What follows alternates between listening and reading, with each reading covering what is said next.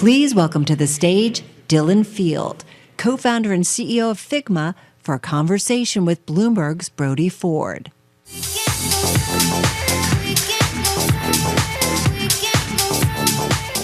Hello, hello. I think the most iconic companies are those that create or define a product category.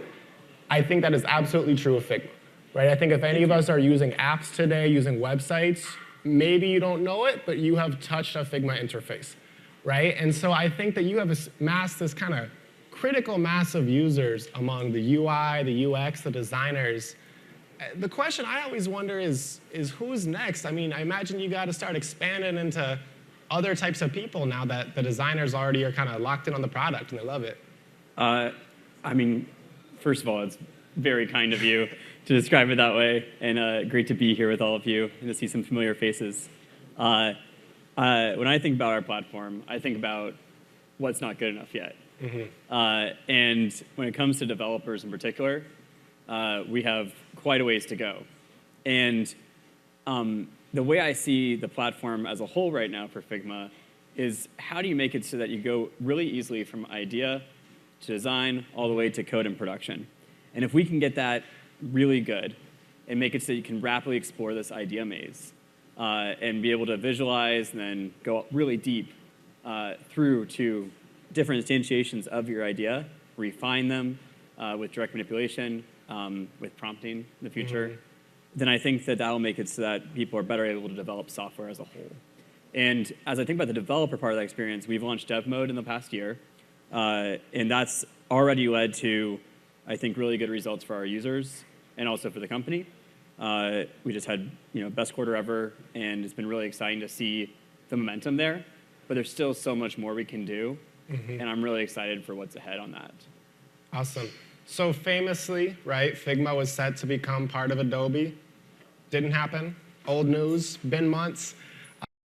Disappointing, but I'm sure it also opens up different doors. I mean, what opportunities are there for you now that you're saying, okay, we're independent, what's our path? Really, it's exactly what we're just talking about. And I think that if we zoom out, we've had this moment we've been in for a while already where, what was it, like 15 plus years ago, we're all talking about software eating the world. Yeah. And for those of us in tech, that feels like such a cliche at this point. As we come up with new ones. Oh, will AI eat software? Whatever is the next thing to talk about from the media side and be extreme about. But the reality is we're all going through digital transformation. The entire world is building so much more software. And there's an exponential curve when it comes to how much software will exist in the world. And so I think the question of how do you help people build the best software possible is a really important one, because that's what I think will end up making it so that companies are competitive long term. Yeah.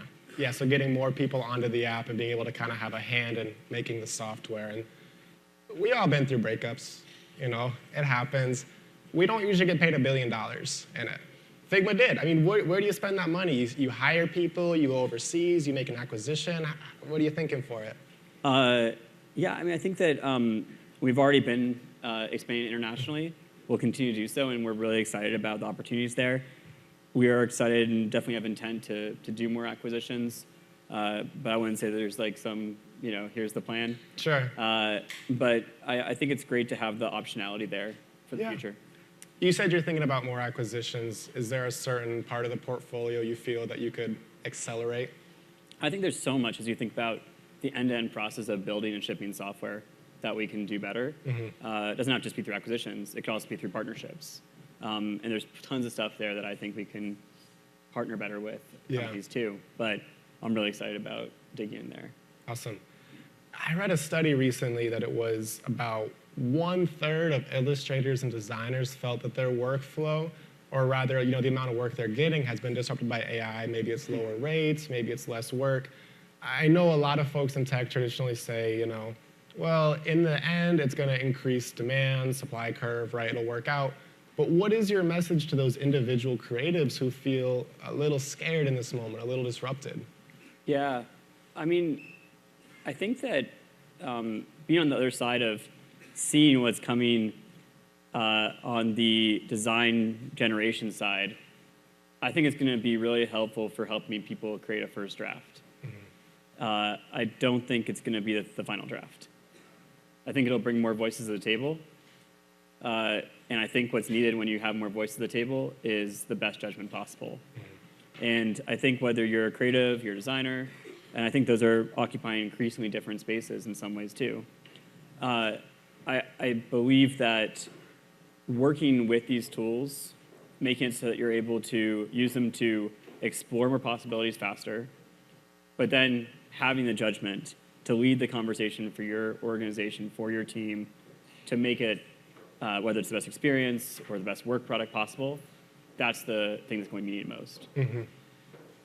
We heard a little debate earlier, is the IPO window open? But we've seen Klaviyo, we've seen Reddit. You have that FGMA ticker ready to go? Look, I mean, we obviously have explored the M&A path. We're venture funded, so there's sort of like one other path that makes sense. Right. But no, nothing to share right now. Yeah.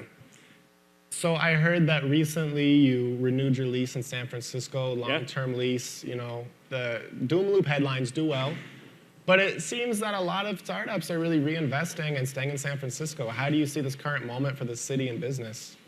This is why I love talking with you, because you're like, yeah, let's talk about optimism, and I'm down for that. I am a big believer in the future of SF still, and whether it's, I'm not saying SF doesn't have problems, but I think that it's great to see people engaging, people trying to improve the city.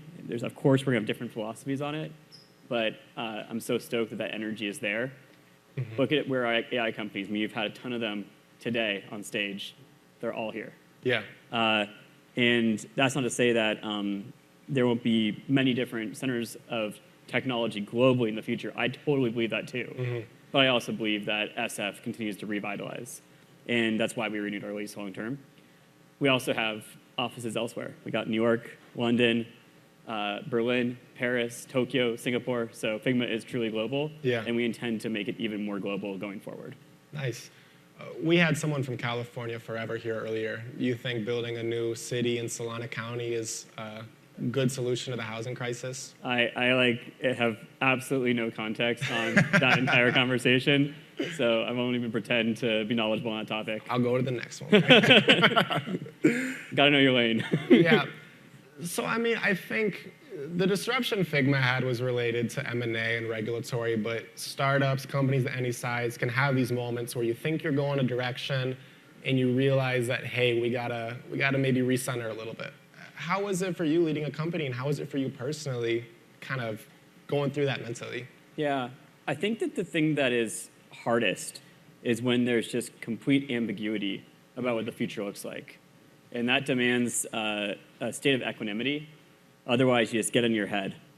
And so for me, the mindset that I had to cultivate through that process was one of, whatever happens, we're going to be fine. Yeah. And that was also the place that I had to lead from. And I think that on the other side of the process, once we had that certainty, I think for most of our team, there was a deep sense of relief. Yeah. And for those that didn't feel that, we wanted to make sure that they knew too that they weren't trapped. And so, for example, we said, look, if you have been at Figma a long time, maybe you're tired, or perhaps you joined us and you thought you're joining Adobe, but actually you're joining this like hard charging startup, because we had a third of our employees join during the deal period. It was a 16-month period, and we're a hyper-growth company. Yeah. So we said, hey, here is a few months of pay, and we're still on good terms. And we had a little over 4% of our employee population take us up on that. Yeah. And I think the other thing we said, though, or I said to the company was, it's going to be pretty intense going forward. So if you're here, you're signing up for that. And you went hardcore mode? Well, I mean, we are in hardcore mode. Yeah. Like, we're not in zero interest world anymore.